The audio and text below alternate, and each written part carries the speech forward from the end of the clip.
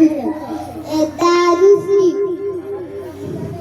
टिळक म्हणजे ज्ञानमूर्ती, टिळक म्हणजे ज्ञानमूर्ती, टिळक म्हणजे त्यागमूर्ती, टिळक म्हणजे त्यागमूर्ती, टिळक म्हणजे कराडी बाणा, टिळक म्हणजे कराडी बाणा.